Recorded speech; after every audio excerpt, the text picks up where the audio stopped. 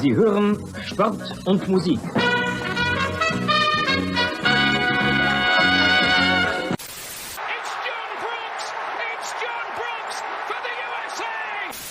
Spiel ist aus! Deutschland ist Weltmeister! In a world where fans fight over whether to call it football, or soccer, two German men defy the odds and call it Fußball. Bringing you inside the German-American football experience. And now, here are your hosts, the Schnitzel Boys. Schnitzel Boys After Dark, baby. Schnitzel Boys After Dark. How we feeling tonight, folks? Bjorn, how you doing today? Happy Monday. I'm doing good. I'm sitting in the dark. So dark with your office cat. I need a little better lighting. Yeah, the office cat might attack me at any second. It's very suspenseful. Cat attack. How are you? How are you this week? Good. I'm also working on my lighting. I have a ring light, but as you can see, it's here the edge. Just able to move back and forth. I found something in IKEA I liked. It's like a mini ring light for your desk. I might get that, and it might illuminate my face balancedly. Also, my real computer is still in the shop. I bought it. It was crap. I sent it back to Dell, and Dell has had it for a week. And they said they fixed it, and they sent it back. So we'll see what they send me. We'll see if it is properly fixed. That's very exciting. I am suspect. Good luck. Yeah, because they're supposed to email you if they have to replace things, and they did not email me. And I'd be very suspect if there was no hardware defect on that thing, because it was just running like a POS. But anyway, so, our tech, we're still developing. We've been on for 6 months. We're still figuring out our tech. I know which side of the microphone to speak into this week. Yeah, that helps. That's good. That helps. It's sounding good. You're sounding good. We got the music audio, back. Got the music back. You're wearing a shirt John Lennon was killed in. It's right? No. I only see the very top because John, the iconic City shirt, which is what that's probably a play on. You think they probably? If I had to be a betting man, I would bet that's probably a play. They're invoking the dead John Lennon to further their brand. All you need is love. All you need is love, Bjorn. All you need is love. So speaking of love, what did we talk about? I have a development from what I was talking about last week. Oh, please. Now, what did I say was the main thing I was going to do when I went to Germany in 2 or 3 weeks when I go? Eat meat. Well, not eat meat. Eat pommes. Eat pommes. Eat pommes. Eat pommes because I love European fries. Yes. Mm-hmm.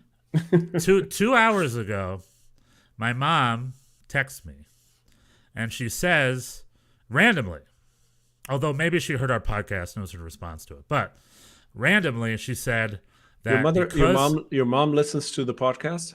I think she does sometimes. Oh, cool. Well, sometimes hello. So she watches a little bit.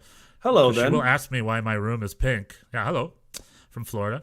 But she asked me why my room is pink, and I'll tell her it's because I have a multicolored fancy light.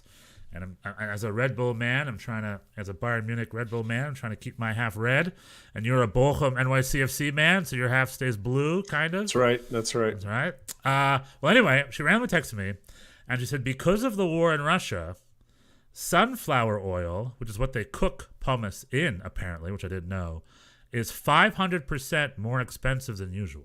Oh, you're going to Which means pommes is like 5 times as expensive as it usually is. There's a pommes bubble? There's a pommes bubble. I'm about to burst it.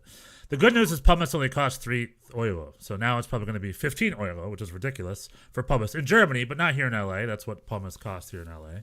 Yeah. But I your time in America has prepared you well for the situation. Yeah. My time in New York and LA specifically. Speaking of, I went to the Ren Fair over the weekend here in LA. I loved it. And Ren is short for Renaissance, yeah? Renaissance Fair. The Renaissance. It's like you're out in the country and everyone's dressed in old Renaissance garb, and there's a guy who makes old bread and a guy who I went to an old coin stand and I saw a coin from 1500s Austria. Old coin. Oh. But speaking of, there was a glass blower, which I love glass blowing, and he had these little glass orbs with like light up planets in it. It was so cool. He wanted $150 for one of them, and I'm like, maybe. Then I went to an art booth next door, and the guy had all these really cool 3D sculptured, bright neon wooden sculptures you put in your wall, and it's had multicolor like neon painting, so it's like a natural glow in the dark almost. I think the cheapest one was $1,900. Ooh. And I was just like, God, I wish I was rich. I'd buy this crap in a heartbeat. But alas, I am not rich. I'm a poor man. Yet. And I'm gonna have to scrape my penny together just to be able to afford a $15 thing of hummus and mayo on the streets in Hamburg, and that's as much as I can do. And that's I'm only human. Got to be selective, I guess, now where you eat your pommes. It's usually not a very high risk transaction. You'll just kind of take a chance. But now maybe there's an auction. Maybe there's a pumice auction in Hamburg somewhere. You buy one. You buy one at a time. One at a time. I will. It's like at least have it be a long pumice. At least have it be a big pumice. One pumice. One pumice, please. 3 Euro, ein Pumice, and mayo's extra. So that's what's going on in my week. How you been, Bjorn? How's your week been? Yeah, I've been good. I visited Texas briefly, Austin, Texas, for a conference. So I was traveling. It was nice. But now I'm back. It was good. Yeah, Austin's great. What did you do? Did you go to any fun food carts in Austin? Austin is great. I did not go to any food carts. I went to Terry Black's Barbecue, which I went to because Franklin is, I guess, the legendary place, but they close at 3, and I was not in time for that. So then I went to Terry Black's, which was very good. I kind of sort of cockily said to the people that I was with that, we have pretty good barbecue in New York now too. It's not like we do. That used to not be a thing, because when I came to New York in the 90s, I think there was some kind of ordinance against having smokers or like proper. Yeah, like there was like proper barbecue was not allowed within city limits somehow. And then eventually that changed. And so now it's not, you can find good barbecue, but that place I was very impressed with it, actually. Terry Black's I had some brisket and some turkey. I know these things, you don't eat the meats, but I know. I'm sorry. I'm sorry to bring it up, but there was brisket, turkey, and the jalapeno cheese sausage. I was especially taken with, that was great. I also had another good meal at the Moonshine Grill. Not that I need to mention these places, but Austin smells good. Austin has a lot of good food, but in general, it's sort of, there's just always a kind of a nice smell in the air. I don't know where it comes from exactly. I saw these bats that come at night in warmer months. This horde of, is it a horde? What do you call a bunch of bats? A flock of bats. Maybe. That's more of a geese. A gaggle of bats. I don't know. A bat battalion. A Mannschaft of bats. A Botschaft. Exactly. That came out from under a bridge and then flew around. Yeah, it's a very good time in Austin. Fledermaus, and another thing I did is watch the Champions League game, but we'll talk about that later. That was not as good. Real quick, going back to barbecue in New York, it's not too bad because I'm from the South, and barbecue in New York was not terrible. There was a really good spot down in Soho, kind of off Houston. I forgot what it was, but I remember it being a really good spot. Hill Country Barbecue in Chelsea was always pretty good. Hill Country's good. Fetezau in Williamsburg. Fetezau in Williamsburg is very good if you can go at a time where it's not packed. Not packed. Often there's a long line, but yeah, that place is great. I also enjoy Fetezau. German for fat pig. Yes. If you don't like a woman and you want to be really insulting to her, you can call her a Fetezau. Just as a tip, if you want. That is not a. I mean, it's a Schnitzel Boys tip. You're gonna, that's like calling somebody the C word, though. Like that is not a light. Is it that bad? It's not playful. Is it that bad? Yeah. I don't know if it's that bad. Is it really? It's not a playful. It's not a playful insult. You say that to someone, and hey, you fetazal, your relationship get off my property. Unless you're really, really close. No, it's an enemy. This is not for friends. This is for an enemy. Yeah, it's a pretty harsh thing to say, I would say. So don't use that lightly. keep that in your holster as a last resort. Conflicting advice. Cool. Well, anyway, speaking of Germany, yes, we saw we had Champions League midweek, and then we had the Bundesliga over the weekend. So real quick, we had Champions League and Europa League. Europa League went okay. Frankfurt tied Barca. Good for them. That is good. Yeah. And then Leipzig tied Atalanta, which was maybe not what you'd expect from Leipzig. And then Bayern München, the big game was Bayern München and Villarreal in Villarreal, and Bayern München lost 1-0, right? And that, for whatever reason, was a big deal. Yeah. I mean, Villarreal aren't any pushovers, and it was in Spain. But, I mean, Spanish clubs, they have their number. German teams have problems against Spanish clubs sometimes. The Bayern München versus Barcelona 8-0 destruction notwithstanding. Or not included. But yeah, it was a tough fought 1-0 loss. And this week they're in München. And I still believe they could very well turn it around. But it is much easier said than done. Well, I guess it's a little bit easier now with this no. Yeah, in the olden days of the away goal rule, this would have been worse, right? Now it's That's just true. a one goal loss. Like the like a 2-1 still gets them to overtime, and like the Bayern the lack of yeah, I mean, Bayern just are not that good this I mean, they're not the juggernaut that they are in previous years. I agree, and that sort of causes a bigger issue. In the past, I've spoken about how sad that Leipzig, even though Leipzig turned around, but how Borussia Dortmund and Bayer Leverkusen and with Schalke and with Werder Bremen and all these clubs have just fallen on the wayside, and they're just whittled away, and how no one can challenge Bayern. And now here we are with Bayern, and Bayern are showing their true colors against clubs like Villarreal, or against a very, very unconvincing win against Augsburg over the weekend. I believe it was Augsburg, right? And you're thinking this team that is struggling against Villarreal, which is a good Spanish side, but they're not elite. This team is a team that dominates German soccer by a landslide. You know what I mean? And it leads to sort of a bigger issue of like, does Deutsches Fußball need a reboot like the national team did? Maybe the DFB has a new president. She mentioned a couple of radical ideas. Maybe it's time to start being creative, and I'm not talking about instilling a playoff. Gottes Willen, for God's sake. I'm talking about maybe finding incentive programs to figure out how to make these other clubs financially more competitive.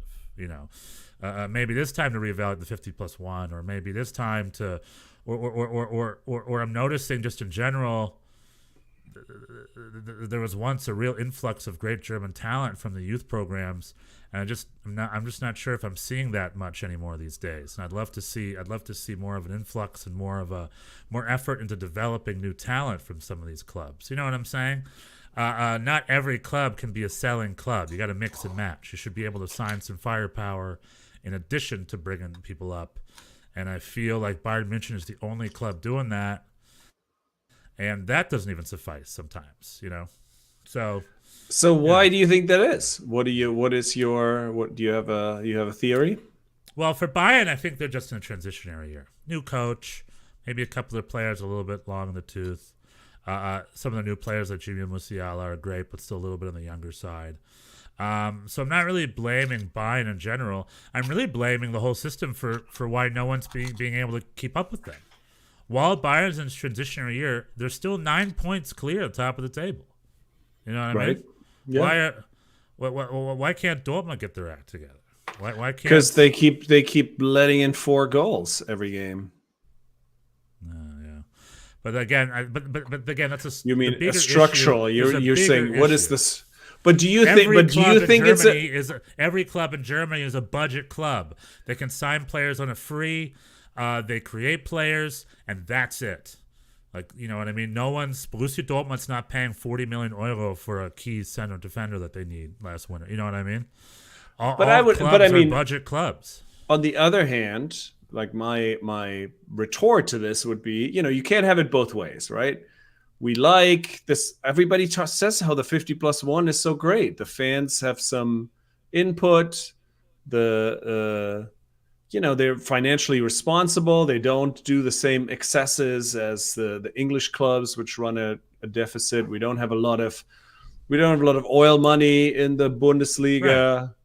So you want a little more? You want a little more oil money in the? No, you're right. I'm not against the 50+1 rule. I like all that. But what I'm saying is there is still an issue that needs to be addressed. Bayern München's about to win 10 years in a row, and every year they've won by 20 points. Well, I guess these are two different things. There's the fact that they have no competition, and I guess they do kind of go hand in hand, I suppose. If there was more domestic competition, then there would also be a little bit more quality internationally for the German teams, right. I suppose. We wouldn't have just one contender in the Champions League, and so if everything was a little bit more competitive, then Bayer Leverkusen sells Chicharito. I know it's a specific example. Borussia Dortmund sells Jadon Sancho and Ousmane Dembele. Where did that money go? And they took that money, pocketed it, and they signed over-the-hill players from Bayern instead. You know what I mean? Like. Well, I mean, they have Haaland, they have Bellingham. I mean, they still have good. They still have some solid young talent that they're going to keep selling. They bought Haaland for an apple and an egg from Austria. And they're going to sell him on for real money. You know what I mean? Borussia Dortmund couldn't buy Haaland unless he was coming from Austria. And you have to think to yourself, why are clubs such budget middleman clubs? Borussia Dortmund was a Champions League finalist in 2012. You know? No, I mean, it's not a money thing for them, I don't think, right? They have seem to be okay. They make a lot of money from transfers. We talked about that before, like hundreds of millions. I forget the exact number now, but like they have a transfer plus of large amounts, and somehow I mean, they have a good they sell jerseys. They sell jerseys, maybe not as much as Chelsea does, but there's jerseys. You see them in Williamsburg and around. They sell jerseys here. When I coached a kids comedy camp 10 years ago. Maybe less than 10 years ago, 5, 6, 7 years ago, who knows. And I coached a bunch of American 12-year-old Manhattan kids how to do comedy at a comedy club. And 3 of them were huge Bundesliga fans. They loved the Bundesliga. They loved Marco Reus. They had Dortmund. The little kid had a Dortmund jersey on. Oh, amazing. This is a Manhattan born and raised American kid. He doesn't have German parents or anything. He was a Marco Reus fan. And it blew my mind. I was like, man, soccer is arriving in this country. It really, because when I was a kid in Philly, no one was a Borussia Dortmund fan in my Philadelphia elementary school. So, like, what I'm saying is Borussia Dortmund has the offices and the budget and the commercial arm that all the other big clubs do. But they still treat themselves. And Bayer Leverkusen, when they had Chicharito, they had a huge following in Mexico. And they made a lot of money off a sale. It's like they have money. These clubs are financially healthy. But for whatever reason, and I understand they just keep it such a budget. I want them to splash the cash sometimes. I want them to really, you need to sign players to be able to compete against a Robert Lewandowski, Serge Gnabry sort of duo. You know what I mean? We got to get in there somehow. They got to figure it out. And right now, everyone is hanging out together, and Bayern München are their own stratosphere. And Bayern München, it's not healthy for them either, because when Bayern plays competition from more competitive leagues, they struggle. So, it's sort of it's something that needs to be addressed in either end. There has to be something's got to give. I mean, sitting around and waiting Bayern München just to get bad all of a sudden isn't going to work, and isn't going to be good for anybody. So that's just my rant, I guess. You would like the German teams to do better in the European competitions. Well, I just want them to be more competitive, and I want them, like Toronto FC is spending $50 million a year on Lorenzo Insigne. Like, why didn't Bayer Leverkusen buy Lorenzo Insigne? You know what I mean? As an established player. Why does that have to be a bunch of kids? Everyone in Bayer Leverkusen is 25 and under. And so Bayer Leverkusen is the third biggest team in Germany, essentially, third or fourth. So act like it. Sign some firepower. I don't know. All I'm trying to say is I want the other clubs to be a little bit more exciting with what they can bring to the table, because 10 years in a row and everything's failed. I mean, obviously, if you want to win the Bundesliga, you have to make some choices. You have to make some decisions. You have to start spending a little bit, and hoping that you'll get back in jersey sales or something. Maybe the business model just needs to change a little bit. Not necessarily the 50+1, but the idea of getting a bunch of no names and reselling them for a profit is a good idea. But that's the mentality of like an MLS or Brazil. That shouldn't be the mentality of Germany's biggest clubs. You know what I'm saying? Yeah, I guess you're right. I guess there is a little bit of complacency, or a lot of most of the clubs have resigned themselves, it seems like, to being, that it's a race for second or a race to get into the Champions League, but not really challenge Bayern. But also, we'll see. I mean, this Bayern era is coming to an end. Lewandowski might be going to Barca now, people are saying. I heard today. There's rumors, but that happens around that happens every time around contract. And so, Bayern without Lewandowski is going to be a lot different from Bayern. I mean, Bayern maybe, honestly. Maybe not. Who knows? Their dominance started before Lewandowski. So, I mean, remember, in 2012, Lewandowski played for Dortmund, not Bayern Munich in the final. Arjen Robben scored the goals. It might just also, my last thought here is, what is the mentality of a club? Like financially, what's the financial mentality? Do you need to make money? I know it's a good thing, but do you need to make money, or do you really just need to break even? You know what I mean? Like, what's your purpose? Are you a for-profit business, or are you a service that needs to pay its own bills? So if making money is all that matters, if making money, like if your commercial arm is more important than your product on the field, which we see with clubs like Arsenal and Manchester United, Like, is that really good for soccer? Or is it best to be like, you know what, let's spend a lot of money this year. We're only going to break even, not lose money, break even. But the whole point is we're supposed to be buying titles. That's the point. This is a competitive outfit. The whole point is we're supposed to be competitive, athletically, not financially. You understand what I'm saying? Yeah, I do. But I think it's also, it's a lot to, the German culture is so financially conservative everywhere, not just in.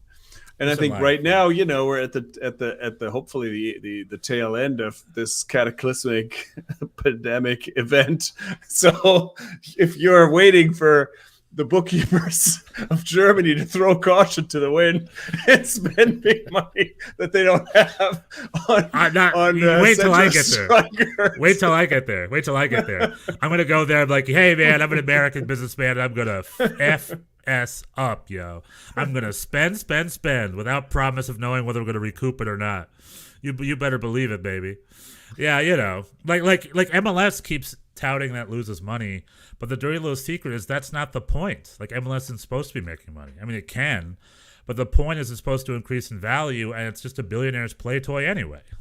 Billionaires don't live or die off their sports investments. Those are just play toys for them. So, like, MLS can keep losing money every year. No one gives a crap. It's about the billionaires still having a good time, and I'm sure they're breaking even, making money somehow with the rights to other things and other events and things like that. So at the end of the day, it's like, does your entity need to make money? And the reality is, not really. It just needs to break even. So that would be my terribly ill-advised theater dropout. I have no financial training or experience. Well, Augsburg spent 20 million on Pepe, and I don't know. Half of that came from an American billionaire. Right. Rumor has it. Yeah, that was a huge hit.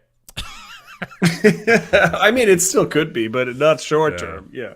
I mean, he was playing. He played over the weekend, I think. He's been playing. Yeah, he's played minutes. He played against Bayern. Yeah. Played against Bayern, and it was a slim defeat. Slim defeat. Well, so that's my that rant. Do you want to talk Bundesliga? We had the Berlin derby. Well, that's interesting because you're saying 50+1 and how the fans are invested.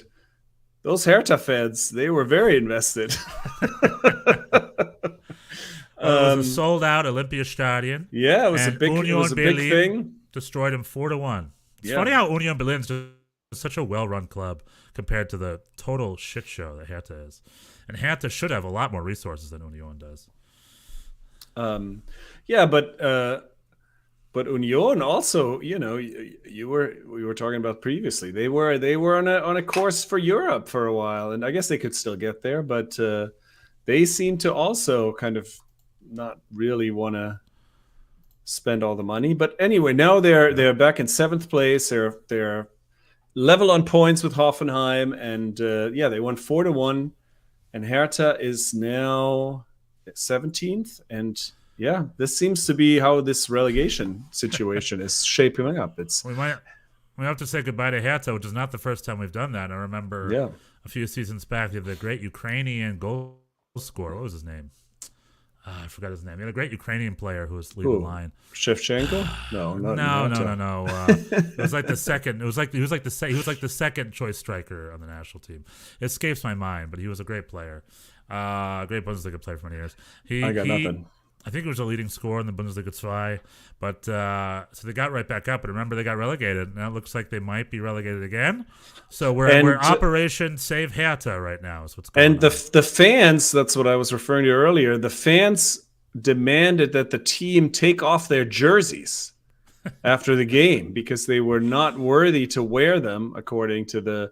Yeah, these Hertha ultras, I guess they went to practice and told them that they were, displeased, and now this, and some of the younger, I guess it was interesting, there's some of the younger players sort of complied. They took their shirts off, whereas the veterans were like, yeah, whatever, and made their way to the to the locker room. That might be indicative of what's going on at Hertha, though. It was kind of an awkward. Situation. I mean, I don't know. I think it's I don't know. It's sort of a fine line between being passionate and just being an asshole. I don't know. Yeah, I mean, we can talk. It's good that they care, though. I'll tell you that. And like when Schalke was relegated, there's the videos of the fans running after. Yeah, running after, chasing players, which is a step too much for me. I mean, come on now. They're really just professionals. They're just doing a job. And the only reason you care about the club is because you happen to live there or something, or your dad was a fan or something. You know what I mean? There is no real deep-rooted seat to connection to a club other than really geography. So I think fans can go what is far. This? Wait, whoa! You must explain yourself. There's no deep. There's two. Just based on geography. And it could also be like your dad was a fan or your uncle's a player, but it all starts with geography. The reason your dad was a fan of Hertha Berlin, quote unquote, is because he's from that neighborhood of Berlin from back in the day. You know what I mean? Or maybe you like a player, and that gets you into a club. There's different reasons to be a fan, but at the end of the day, it's just an organization. It's just a professional organization. What I'm saying is violence is never a thing, and violence should always be a step too far, because I think that's too much.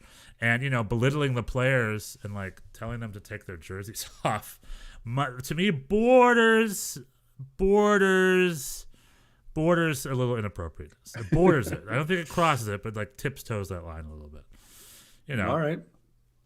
Like, anyway, Hertha, with shirts or without, are knee deep in this relegation battle. It looks like it's going to be, Augsburg, we talked about this last week. Augsburg won their game in hand against Mainz, and that really did them a lot of good. They are now 6 points clear of the relegation zone, so it looks like it's going to be Stuttgart, Bielefeld, Hertha. One of them is going to go down. One of them is going to be safe, and one of them is going to get into the playoff.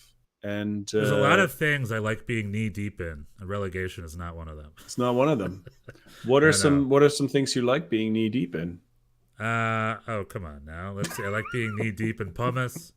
I like being knee deep in. Can't afford it. Can't afford to be knee deep in pumice these days. Yeah, and I like being knee deep in. You know what? You know what I'm talking about. Knee deep, yeah.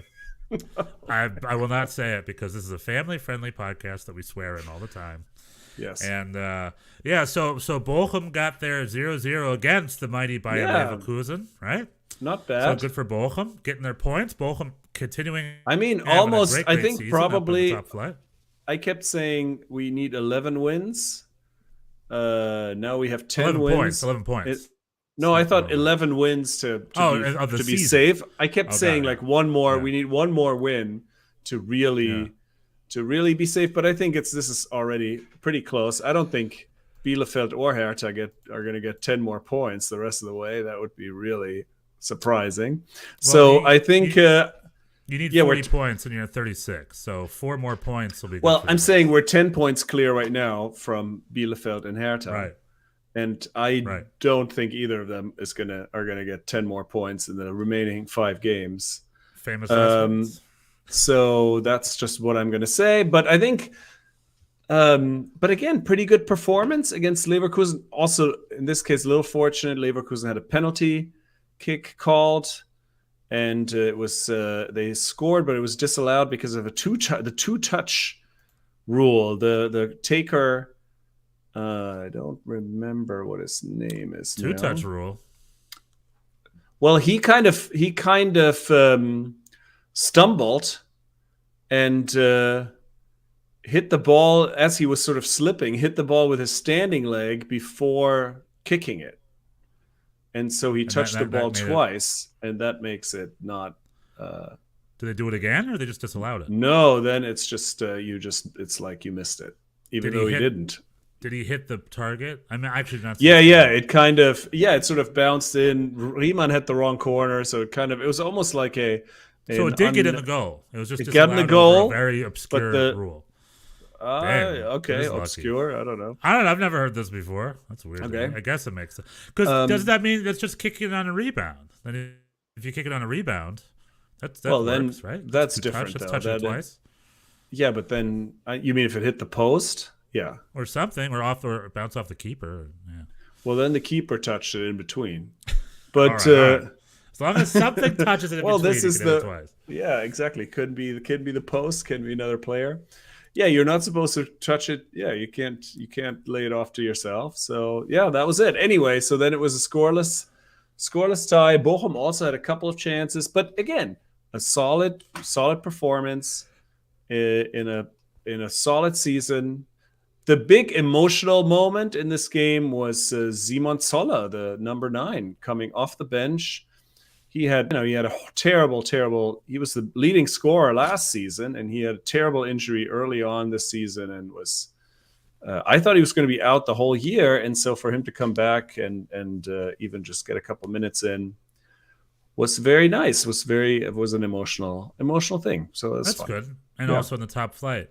Speaking of missing the whole year, is going over to Dortmund. Dortmund. We had a young Gio Reyna off in tears or photos. 2 minutes in. Yeah, terrible. No. Breaks my heart. Is it just me, or are Americans injured more than other people? Is it just me because I'm Americans? This is the question of the week. Are American soccer players? I know Americans in real life they are, because Americans are less healthy than other people in the world. But I'm talking American athletes. At least our athletes are healthy.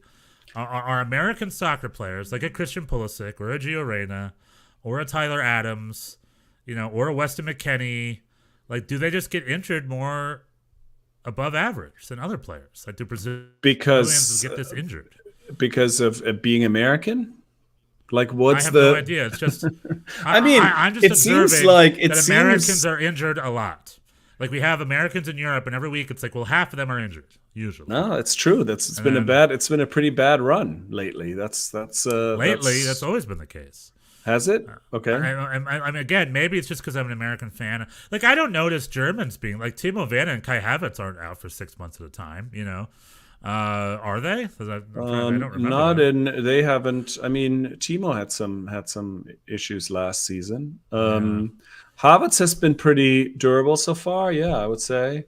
I mean, Manuel Neuer was out for a good while. Season. I mean, people get hurt. I guess that's. But I mean, it's true. The U.S. men's national team has had more than their share of injuries this Tim year. Weah was out for like seemingly endless. It's like there's all out for, and Gio Reyna and Weston are now out for the rest of the season, and there's a race for their fitness for the World Cup. Thankfully, it's in November, not the summertime. That's true. I guess this is now this crazy Qatar World Cup it's redeeming itself because of its giving everybody a little bit more time to get fit. I predict. Remember how we had predictions? I predict that a week before the Qatar World Cup, the United States will have Christian Pulisic, Gio Reyna, Tyler Adams, Weston McKennie, Serginho Dest, Brendan Aronson, and who else? Maybe Zach Steffen or Matt Turner are all going to be out due to injury. They're all going to miss it. Each and every single one of them. What? This is a horrendous. This is a horrendous prediction. That's only 7 players. That could happen. They've all been injured relatively recently. Zach Steffen gets injured. He doesn't even play soccer. Who knows what's injuring the guy? I don't know what's injuring him. You just picked the 7 best players of the team. I did. And said they were all going to be out. What is this? Well, that happened to Germany once. What was it, like 2014 even, or maybe 2012 or 2010? That the best 7 players were all out? 8 players were missed. Like 8 key players were missing. Thankfully, they had a lot of depth at that time, but it was like, with Marco Reus being missing. Anyway, I hope that's not the case. However, at least one of those guys are not going to be at the World Cup. Come on now. Oh, well, one of those guys. I mean, you just went from 7 to 1. You just backtracked from 7 to 1. No, I'm still committing 7. However, it'll at least be 1 or 2, at least. Well, fingers crossed. I mean, this is, we'll see. I'm not going to say I can't say you're wrong, but and we're still going to win the whole thing. That's a dark prediction with Jimmy Sands, on the 6, Jordan Morris, Sean and Johnson, Ricardo Pepi, and Sean Keaton Parks, and all NYCFC lineup. No, none of those guys. Yeah, NYCFC is going to win the World Cup. Sure. NYCFC is going to have to fill in all the positions. And a young David Villa for that. So Gio Reyna, wish you the best of luck. Get in there, get healthy, get strong. You honestly probably have the most potentials being the greatest U.S. player of all time right now. Like Gio Reyna, I believe your ceiling is higher than Christian Pulisic's ceiling, in my opinion. So more power to you. Get healthy, bud. We need you. Do you have any other last thoughts before we move on to the other Champions League? The other Champions League. Ugh.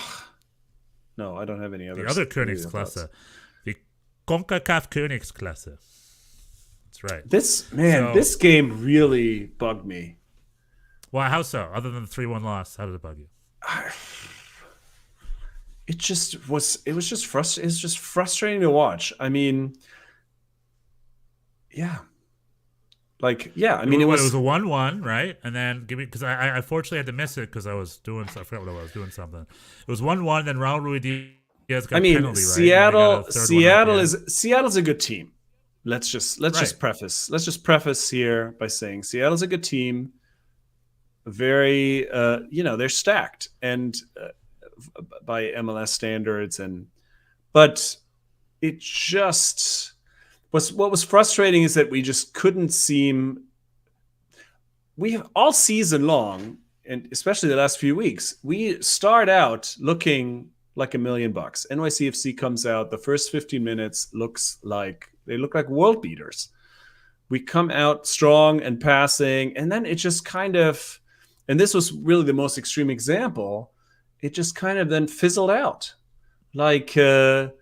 And it didn't seem like we could adjust. The left side, Malte Amundsen and Thales Magno just could not defend Seattle. Everything was over that side, and they were just kind of crossing into the box at will. And it was just a shaky defensive performance. I guess that's what's frustrating, that we had really under Ronnie had developed into a very solid defensive team. And that is just not the case right now. There's just a lot of kind of leaky goals that we give up. And, Are you missing James Sands right now? Is that what's going on? I mean, it's kind of hard to pin it on one person, but it seems like that is one of the. He definitely solidified the midfield defensively in a big way, and both Keaton Parks and Alfredo Morales are both good, but they're not as defensively solid as James Sands is. We also have at left back Malte Amundsen. It's just not consistently good defensively. Last year Gudi Thorarinsson had that starting spot for most of it. Where and is he really, now? no, he left. He Where'd left. he He went back. He went back to Europe, and I think in the hopes that Maltic, who has a longer term contract, will step up. And he's looked better this season, but he did not have a good game against Seattle. And really, the main thing that's been frustrating is Thiago Martins, the new DP center back. Right. And we've seen this a lot especially with the international signings. It take a little time to adjust, and nobody just sort of, for whatever reason, gets off the plane and is themselves. Like, there is some just kind of a transition period. And if you're a center back, that can just be harsh. Right. It's not like, MLS, it's an unforgiving position. I mean, he's never played on that turf a day in his life before. Yeah, I guess maybe that's it. He had, last week he had an own goal, and this week he gave up a penalty. I guess this is another point of frustration that every VAR decision seems to always go against us very consistently now and for a long time. This time he sort of kicked Raul Ruidiaz in the box, and he made a meal of it and rolled over 18 times. And initially the ref didn't think it was a penalty, and then VAR called him back. And I mean, it's not like this was not a mistake. This was not a good call. This was not like the Toronto game. It's a good call. It says the one who hasn't watched the game. No, I watched the highlights. I watched the highlights. They were complaining. They went back and looked at it, and there was an infraction. It's a decent call. Again, I'm saying it's not a mistake, but it's like, I don't know. We just can't catch a lot of breaks these days, and we have a center back that's kind of learning on the job, and it's it was just, and we had a lot of early chances that we couldn't convert again, which that also has happened a lot. And then as the game went on, we kind of fell apart a little bit, and it could have gotten worse. And 3-1, with the away goal rule still in effect in this Champions League, I guess it's not terrible. We got that one goal by Thiago, the other Thiago. Is there an away goals? I would assume there was no away goals. CCL still has away goals, Okay. yeah.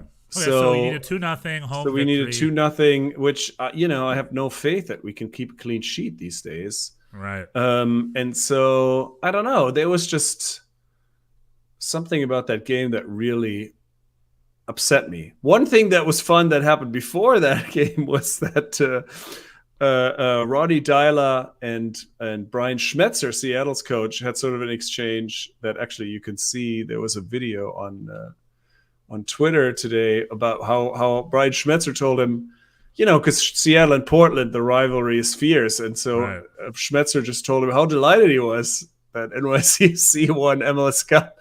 Because Portland, over Portland. Because Portland, because of a Portland. And he was just so tickled by it. That was sort of fun to see. And Ronnie got a laugh out of that too. What a perfect mind game. Brian Schmetzer's on those mind games. Well done, Brian Schmetzer. And well, I wish it. When is it, on Tuesday or Wednesday? It's on Wednesday. Yeah, it's at Wednesday. Red Bull, a week later at my Red old Bull Arena. House. I'm gonna go. I'm gonna be there. I'm gonna have to do a little mental prep to get myself psyched up for this. I don't have a ton of optimism. I gotta be honest, but I will. I'll go and I'll do my best to support the team. And I'm not gonna. They just won MLS Cup. It's fine. I'm not going to make anybody take their shirts off if they lose. But this is an MLS Cup hangover. You got to hang on. But you're still in the semis. You still have a chance to get the final. According to Grant Wall, an MLS club will win it this year. People need to stop saying that out loud. It's ridiculous. Because I think whoever makes it will have a good chance. I think both of these teams are solid. I think. And that's what I'm saying. I was prepared.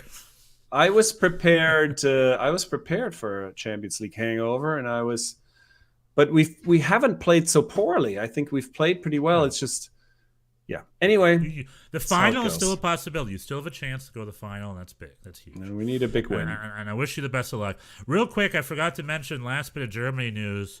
So at Borussia Dortmund, speaking of the Gio Reyna injury, they have decided to say goodbye to their physio trainer because they've had an unusual amount of injuries, quote unquote, and they are going to hire a new physio trainer for next year because they are blaming. I guess they're blaming the lack of injuries, or excuse me, the increase of injuries onto poor, what's it called, head physio. They're supposed to keep him healthier than that. I don't remember his name, but Borussia Dortmund will be in the market for a new physio for next year. So hopefully that'll help our friend Gio Reyna out. And in general, it's good to keep our players healthy across the board. So just wanted to bring up that little news for our Bundesliga heads. All right. Okay. So we had, I think Pumas won 3-0 or something, right? So it looks like Pumas is the one that's Pumas ahead. looks like the and Pumas ain't no joke. Opponent. But it should be a lot of fun. I look for that final. MLS over the weekend. Did NYCFC, who'd they play this weekend? NYCFC in Seattle postponed their games in order to focus on this Champions League situation. Good. So they did not play. The New York Red Bulls played this weekend. The New York Red Bulls played poorly this weekend. Poorly against Montreal. They lost 2-1. The numbers did look relatively... Yeah. A howler by terrible howler Carlos Coronel. Carlos Coronel, our Brazilian keeper, was pretending to be Manu Anoia, but even further up the field. He was sort of close to halfway in the field, passed it, or he tripped over it or something. One of the attacking players just took it from him, kicked it in the goal, boom, 2-1. Montreal. Good for you, Montreal. New York Red Bulls so far have had a relatively unconvincing season. But not terrible. Like they had a lucky one last week and some ties. They're not terrible. But this week was a good example of just how they teeter-totter. They're not dominating anybody. And they're sort of teeter-tottering right there in the middle. And they fell on the wrong side of the fence today. Or excuse me, on the weekend. They fell on the wrong side of the fence. And we'll see. Wish them best luck moving forward. But it was not a great game for them. And it was a terrible howler from Carlos Coronel. Hopefully he will learn from that. It's good to do it now, as opposed to doing it in, say, an MLS Cup. You know, like a Loris Karius, rest in peace, whose career has never been the same since. Rest in peace. Did he die? Yeah. No, his career died, though. His career. I mean, when was the last time you heard about Loris Karius? He's off in Turkey. He's in Turkey. Somewhere, Speaking of NYCFC being bad, I still would rather be us than New England. My word, they can't defend at all. No, that's a hangover. Isn't that a hangover? Was their defense always just Matt Turner? Is that just the truth of it? I get. Matt Turner is a freaking great shot stopper. I don't know what to tell you. And I'm very worried, by the way. It's a different discussion. Matt Turner is a very key figure. I'm sure they're selling for good money. He wants to go to England. But again, all of our best goalkeepers are about to go sit their butts on the bench and get cold right before the World Cup. Matt Turner, if we're up to me, Matt Turner would have played in MLS through the World Cup and then gone to Arsenal after the World Cup. That would have been great. But of course, Arsenal needs a guy over the summertime, so he's going to get cold. I mean, Zach Steffen, you saw him play for the U.S. last. The dude's cold. Yeah, he's cold. Great. Well, but I never thought I would have, when Zach Steffen was in Columbus, I would not have traded him for Sean Johnson. I didn't think. No, Zach Steffen was a great keeper. It was what? No, I'm saying I didn't think he was all that. I thought, when he went to Man City, to me that came kind of out of nowhere, and right. And I'm still, so I don't think. I thought he was. I mean, he was MLS Keeper of the Year, wasn't he? He was good. But as far as raw talent, this Gabriel Slonina dude's the real deal. The fact he's only 17 or 18, he is the real deal. He is hopefully, knock on wood, he'll grow into a pretty strong keeper over the next few years. He's the real deal, I think. Just a little too young for now. Ethan Horvath just had a great run at Nottingham Forest. He just recently lost Nottingham is doing. Forest are doing great. Yeah, he's sort of back on the bench again. But Horvath is showing. He's like, hey man, I still got form. So the U.S. goalkeeper position is still a little bit of an enigma. No one's really stepping up. Kind of like the number 9. It's really like no one's really clear cut per se on either end of the field for that. Yeah. But I digress. That was U.S. national team side talk. Back to MLS. Charlotte beat Atlanta on a great Olympic goal. Charlotte maybe not as bad as we thought, but also early days. Yeah, I mean it's an Olympico goal. You know what I mean. So they've had some real. They've had some. Well, no. What do you mean? What do you mean by that? It's just luck. Well, not. Yeah, I mean, how often are you supposed to beat a team on an Olympico goal? How often does that happen? That's just a special. They need to beat a team by holding. Well, but on the other hand, I mean, this was kind of like Bochum early in the year, where they were sort of. It was like, oh, our goal scorer is out. Where the goal's going to come from, and they would just find him somehow. So I think that goes both ways. Well, it's also Atlanta United, which has had a kind of a rough year so far. Was Atlanta? Josef Martinez looks washed, huh? Yeah, exactly. Is he done? Is he maybe done? Where is Atlanta? Atlanta is in. Where's Atlanta? Atlanta is in fourth spot. They're not terrible. For 10 points out of 6 games. You'd expect more from a juggernaut like them. New York Red Bulls in third, Orlando City in second, and Philly number 1. I have a lot of respect for the dude down in Philly, those worms. Good for them. And then, Charlotte, that's what we call them. We call you the Plastics or Smurfs, and we call Philly the Worms. And we call DC Scum. DC United's the Scum. That's what we call them. Okay. But anyway, that's just Red Bulls. That's just inside. That's just some Red Bull talk. That's for us. I see. All right. I'm not supposed to.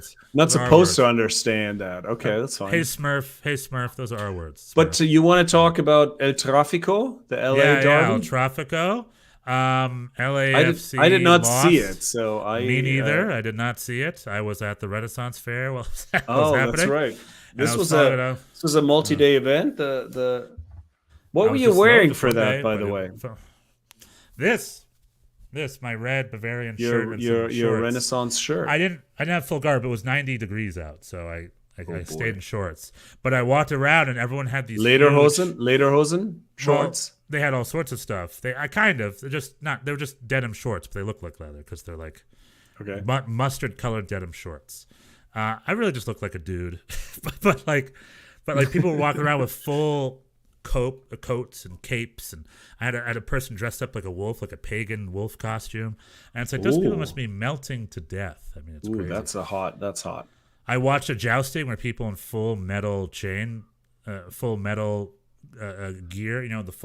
chainmail. People get hurt. Metal armor, just like full contact jousting. Full contact jousting. No, it's not full contact jousting. The way it works is they have a wooden shield like here on their shoulder, and that's what they're aiming for. And then they're trying to aim to get the shield, so it doesn't hit the person; it hits the shield that's connected to the person. So it's like, but the thing is, it's not easy. It's like next to somebody's head. Like if you miss, you hit their head, they might die. I don't know. But then they had a big sword fight at the end of it. It was sort of choreographed, however.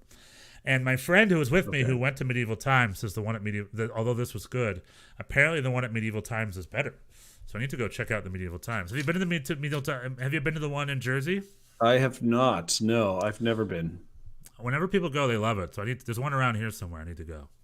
So Medieval Times, if you want to sponsor a German soccer podcast, we're on your side. We're ready. Yeah, we'll that's good. But the big talking point, it was a good game, from what I understand. I unfortunately didn't see it. The big talking point was it was 2-1. At the very end, LAFC got an equalizer, but it was called back on VAR. And I checked the instant replay video. It did seem like it was a pretty good call. It was a very close call. Again, a little bit of kind of like an obscure, like who did it touch, what was the intention type call. But at the end of the day, I think it was a good call. Did you see the replay of it? I did not. The way it worked was it came in, seemed like a good goal at live, but then when you watch the replay, it like deflected off an LAFC player while the other person was in an offside position, just offside, and that made it offside, I think. And I was like, yeah, that makes sense to me. That adds up. So unfortunately, the Galaxy are 2-1 winners. Well, how is your LAFC fandom coming? Amazing. I missed El Tráfico yesterday because I went to a Renaissance fair instead. So I'm a diehard LAFC fan. So you're like, that's fine. They have to grow on me. With me, so this goes back to my fandom thing from earlier. I'm a New York Red Bulls fan because I lived in New York and I wanted to be a fan of a club, and they were the club, so I went. Mm-hmm. Then years of rainouts, snowouts, rivalry games, the MLS Cup run to the final. That's relationship building. That's how you build fandom. Right. They have you. You know, when NYCFC came to town, I challenged my relationship. It was like a new girl came into town. Okay. And it made me be like, hey, do I have feelings for this girl? And it just reaffirmed that I did not. It reaffirmed that I am connected to the Red Bulls. I danced with the date that brung me, New York Red Bulls. So here with LAFC, although I like LAFC, I got to the stadium. In order for me to be a real LAFC fan, it's going to take some relationship building. It's going to take some time.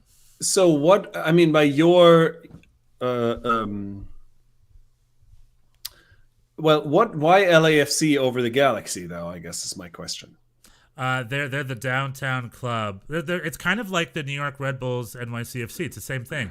LAFC, because in the New York area, NYCFC, their point is to be the city's club. It's New York City FC. But that's what I'm saying. By that analogy, the Galaxy would be more your team, no? Yes. Yes. The Galaxy is the suburban team, and LAFC is the city team. I live in the city, and I moved here while both clubs existed. So LAFC is nearer to me. LAFC has a better game day experience, in my opinion. It's not terrible. Right? Well, LA Galaxy does have better history. Like I would have no problem being a Galaxy fan because I always had respect for the Galaxy. Because the Galaxy, over the many years of MLS, the Galaxy have always made themselves a marquee club. That they were never a period where they're trying to save a buck. They were always pushing the boundaries. Yeah, they're trying. They made DPs. Yeah. They did DPs before DPs with the two Mexican guys, the Carlos goalkeeper and the El Matador Luis Hernandez. They signed Andreas Herzog once randomly. They are always there. They got Zlatan. They got Chicharito. They're always making choices to be a big marquee club and to make some noise. And they still need the comedy spot to be filled. The LAFC has Will Ferrell. You could be the Galaxy's Will Ferrell. The Galaxy used to have Drew Carey, but then he went off and started. I did not know that. Okay, so there's an opening. Drew Carey. LA Galaxy made Drew Carey a soccer fan and turned him into an investor. So LA Galaxy did that. LA Galaxy had David Beckham, Robbie Keane, Bruce Arena, Landon Donovan. You know, mad respect to the LA Galaxy are modern American soccer's version of what the New York Cosmos were back in the 70s. That's sort of my belief. So I have respect for them. However, LAFC are trying to do the same thing. Bob Bradley, Carlos Vela, you know, they did well. They won the Supporters Shield, I think 2 seasons ago. Right. You know, so I have respect for them too. LA is really doing it right with soccer, and LA is a good soccer town. I've been to both of their stadiums recently. I enjoyed them both. Yep. Yeah. I support your dating either of them. Yeah, and honestly, I guess I do like both of them, don't I? I guess I'm a fan of either. You know, I still like going to Galaxy games. It's still a fun night out. The Galaxy has a summer concert vibe. The Galaxy has a baseball vibe to their stadium. Like you're out for a baseball game, where LAFC has a real, like European vibe about them. They got it it's an event. It's like a party, and everyone's singing and dancing and hopping up and down, and like it's just got more of like a Prem vibe, for lack of a better word, I'd say, or maybe even a Liga MX vibe. Not that I know much about it, but you know, it's got a good soccer vibe. Where the LA Galaxy's just got a cool summer concert vibe. Does that make sense? Right. Maybe, yeah. I can't speak to the Galaxy. The vibe I thought was fine. The LAFC, I was. You know, it was there for our CCL home game. There were only like 50 people there. So unfortunately, it wasn't. You didn't get a chance to vibe. I did not see Bank of America Stadium at its best. But I went to LAFC for a week. It was a lot of fun. Afterwards, the players cheered on the fans, and then there was a comedy bit between Will Ferrell and the groundskeeper. You know, LAFC you were saying it's a fun time, and they got good stuff going on. And LAFC is half the commute. Like I live in North Hollywood. LAFC Stadium's in the middle of the city, and then Galaxy's in the south of the city. Mm-hmm. So for me to ever go to Galaxy, I have to drive right past LAFC Stadium. Like the LAFC is just closer to me. So right, geography. That's what I'm saying. I mean, why are you an NYCFC fan? They're closer, right? Well, I tried to be a Red Bulls fan for many years, and I just couldn't quite it never quite took. And then I guess once and I approached, because I was immediately, I think I've talked about this before, but I was immediately disappointed because I came to New York in 1994. The league started in 96, and I was sort of excited about it. And then I found out that the local team was going to be the New York, New Jersey Metro Stars. And I was like, what the fuck? What? How can you? That is that's a horrible name. Yeah, they should have relaunched the Cosmos. In my opinion. So that immediately kind of. And so then subsequently, I approached the league like many Europeans with a bit of, with a snobbish attitude, and was like, well, I was very much one of those people who were like, well, they should just blah, blah, blah, fill in the blank. They should just do this the right way, whatever. Mm-hmm. And so I never really connected to it. And then when NYCFC came around, I just decided that I wasn't going to kvetch anymore. I wasn't going to second guess. I was just going to commit. I was just going to be all in, and that's just what happened. Yeah. And NYCFC did a very good job launching. There were posters around. People were talking about it. A lot of my friends bought season tickets. Like, it was a thing. With the New York Red Bulls, also because of just over the many owners, the New York Metro Stars and the New York Red Bulls always had a problem because they're MLS 1.0. They always had a problem having any sort of relevance in New York City at all. And like they just could. And then when Red Bull took over, Red Bull had this weird anti-marketing strategy, and then the stadium was just empty, and they weren't telling anybody about their team. It's just like, shouldn't you tell people about? And then Jérôme de Bontin finally bought Subway ads. I don't know if you remember him, the Incredible Game, Incredibly Close. Thierry Henry, and it's like finally there are ads, and then he was fired right after that. I don't know if it was related. But something happened where I guess he finally ignored the Austria and bought some ads, and then he got in trouble for it. I'm just speculating. I don't know exactly what happened, but that's what it seemed like happened. More power to you, man. Do it up. You know who also has those opinions about MLS and not being real and blah blah blah. Most people, as the MLS is having trouble securing TV rights.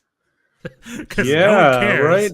Because they have no TV numbers for 20 years and counting. So MLS keeps talking about how they want this. We've talked about this big TV bump, but it's slowly becoming real that like what TV that there bump? Isn't no one. Yeah, I read this. I read this also. It seemed like there was sort of this fantasy that some one of the streamers or somebody would swoop in and say, "Oh, we want all of it. We want to be the exclusive home for the English league, language. And we have all kinds of plans and ideas, and this is worth a lot of money to us."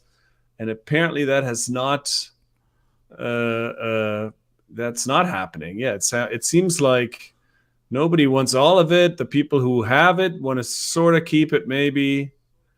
We'll have to see how this exactly shakes out. But I guess this sort of enormous windfall is not going to be it.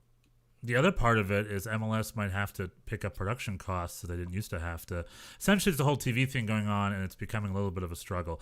Right now, their TV is yearly at $90 million, I think, which maybe includes the U.S. national team rights. I don't exactly remember. And the English Premier League, the Bundesliga, by the way, is only $30 million because it's still kind of an underdeveloped property. I think it's one of the cheapest. Like the Serie A is twice that, and the La Liga is even more than that. I think twice of that. But the big property is the English Premier League. I think NBC pays $450 million for that. And now a Crystal Palace versus Norwich City game will get 3 million viewers, which is a lot. Maybe less, maybe 1 or 2 million viewers. And MLS games get 200 to 300,000 viewers. Yeah. So by those numbers, by raw numbers, you think the MLS, the domestic league, has 1/10 the value of the English Premier League. So if the English Premier League costs $450 million, I don't know if that's I think it's a year, right? It's a yearly, $450 million a year. Or is that total? I don't remember. Over 3 years. But then MLS is $90 million a year. That means someone's paying twice the value of what MLS is. But that's including the U.S. men's national team, though. So, which means MLS is worth $45 million a year. Well, I mean, there's other metrics. It's not just about. But yeah, no, not that I disagree with you. Yeah, the numbers. I would be surprised if any other metrics helps MLS out over the English. Well, no, there are some things that they have going for them. I think they have they have a younger audience than the other leagues.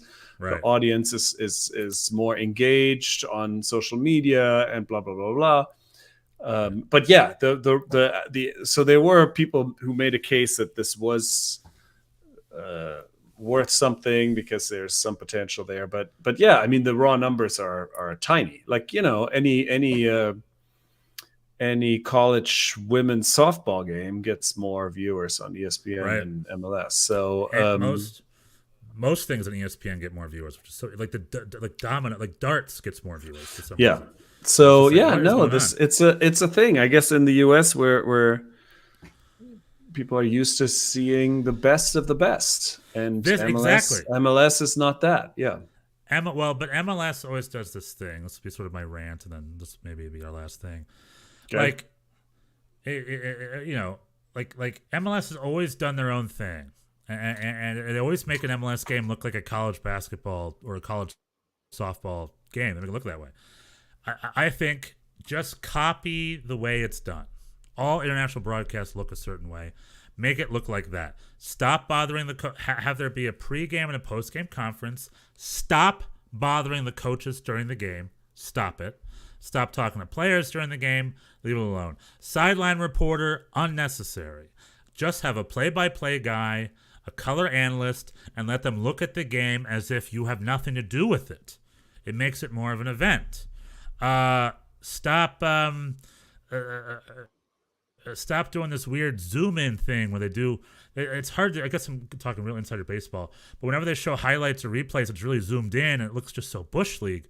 Zoom it out. Have it be an epic. The other thing I would do again if I were MLS, which I've told you before, is freaking offer almost free tickets. Just pack the stadiums. What's more important, TV money or gate receipts? I will say in the long run, TV money is vastly more important.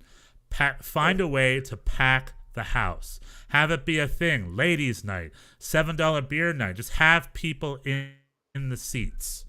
Pack that stuff so it looks good on TV. So then when people click onto it, they'll be like, "Hey, look at this event. Someone's there's an event. Like what you're selling is an event. You're not selling soccer. You're selling an event. The whole crap, people are there. Like there's a big fight. UFC has a fight tonight. Let's go see it." You know what I mean? Like you have to offer the idea that's an event that people are interested in looking at. So if that means finding nefarious ways to pack that house, then pack the house. You know what I mean? Figure it out. That's my sort of. Oh, the other thing is hammer in those slots. Friday night, Saturday afternoon, Sunday night. Keep it like clockwork every week so you know exactly what time and what to tune in. And also balance your schedule. I'm sick and tired of MLS clubs having 26 games under their belt and some other club has 31 games under their belt. That is ridiculous. Well, that's happened. That has happened. It happened last year. It's ridiculous. Like, what is the point of that? That's bonkers. No, they're doing that. It's more balanced than it used to be. Good. They need to balance. Most teams play in, like, there's only a small handful of teams that may be like an NYCFC that can't control their weekend, but all it means is they play on a Wednesday. You know what I mean? They can still play that week. Like just because they can't play on the Sunday because the Yankees are in town, figure it out. There's more. That is happening. That's definitely something the league is doing. But also, let's go. I mean, this is not necessarily TV. I would say, like the people making the postseason, it looks better every year the more teams that are involved. I would say cut it even more. Have it maybe just be 6 teams. Maybe even be 4 teams from each conference. Like you have to make regular season games matter. That's the big thing. 2/3 of the season almost doesn't matter. So this, if we're going to sum up today's episode, the Stefan Schnitzel economic policy is cut your revenue and spend more money. Lower your revenue. Lower your revenue. Lower revenue now for higher revenue later. You understand what I'm saying? Hopefully. Yes. That goes both ways. If the Bundesliga wants to be more interesting, they only make $30 million a year off a U.S. TV audience. You gotta lose, but the English Premier League makes money to make money. The Bundesliga makes 1/12 what the English Premier League make. They can bridge that gap, you know. I'm a long-term guy. I am happy that in the Bundesliga there are no Roman Abramoviches and no, I agree, but it's a different thing. Relatively limited oil money. Well, the English Premier League doesn't have Roman Abramoviches either. They got rid of him. No, well, he still owns the team as of right now. Tell the Americans buy it. Okay, so I've been ranting a lot today, but it's a lot of fun. Here we are. No, I have thoughts. Email us. I'm here for it, man. Good luck with the Champions League this weekend. Good luck to NYCFC. Oh my God, I really hope. Oh my God, I'm so happy. I'm hoping the magic of Red Bull Arena brings it home. All right, that's been the Schnitzel Boys. We taught German-American soccer experience. If you have any thoughts, questions, or concerns, shoot us an email. Please like and subscribe, rate and review us. Tell your friends. We're the Schnitzel Boys. We're here every Monday night for a live stream. And check out our YouTube video where we sometimes release little snippets or enjoy our whole experience. You know, enjoy the Schnitzel Boys experience. All right, tschüss. Bis nächste Woche. Mach's gut.